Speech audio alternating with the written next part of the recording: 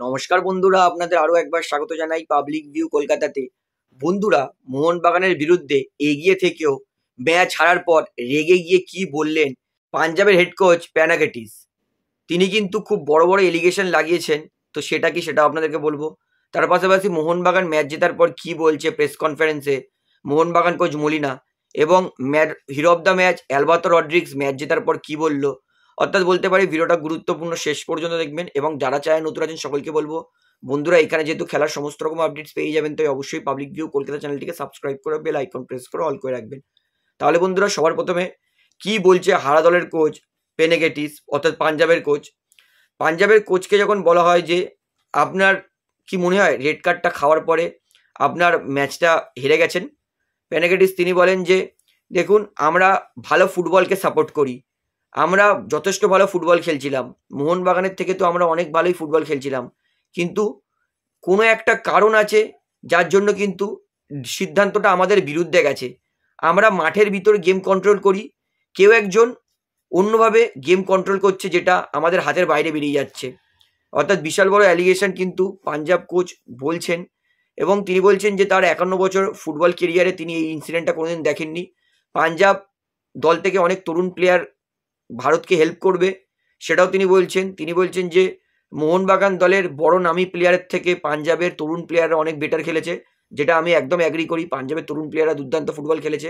তিনি বলছেন যে সত্যি বলতে আমাকে যদি তুমি খোঁচাও আমি অনেক কথাই বলে দিতে পারি, কিন্তু আমি রয়েসই বলবো আমি ভালো ফুটবল আশা করেছিলাম, আমার ছেলেরা যা খেলেছে সেটা আমি খুবই গর্বিত।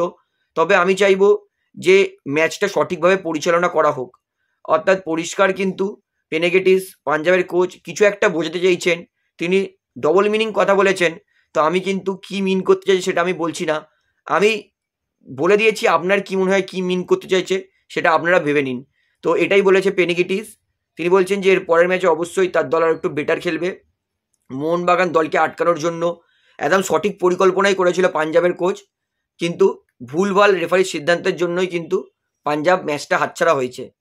তো এটা হচ্ছে পাঞ্জাবের কোচ বলেছে। এটা কিন্তু পোস্ট ম্যাচ আপনি প্রেজেন্টেশনে পাবেন, যেটা জিও সিনেমাতে এখনো অ্যাভেলেবেল হয়তো আছে।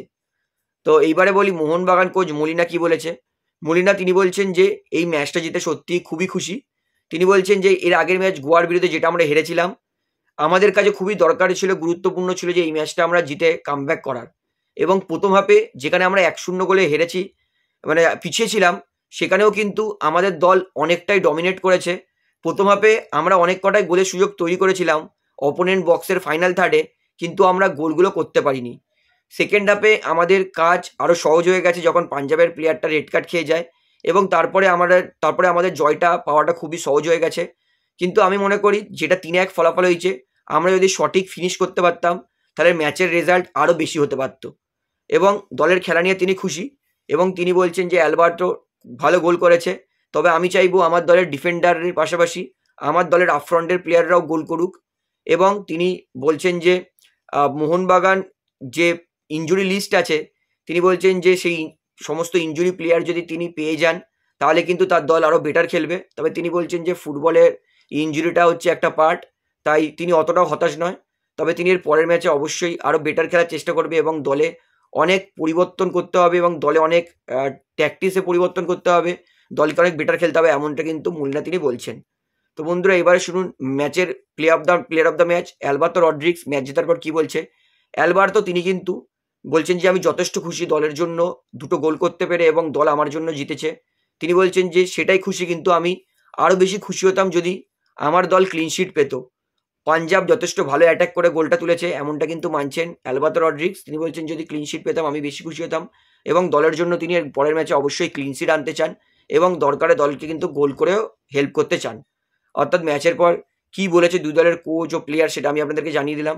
তো ভিডিওটা এখানে শেষ করছি, আশা করি ভালো লাগলো। তো ভিডিওটি ভালো লাগলে অবশ্যই লাইক করুন, কমেন্ট করুন, শেয়ার করুন, এবং চ্যানেলে নতুন সকলকে অনুরোধ করবো তারা অবশ্যই পাবলিক ভিউ কলকাতা এই চ্যানেলটিকে সাবস্ক্রাইব করে বেল আইকন প্রেস করে অল করে রাখবেন।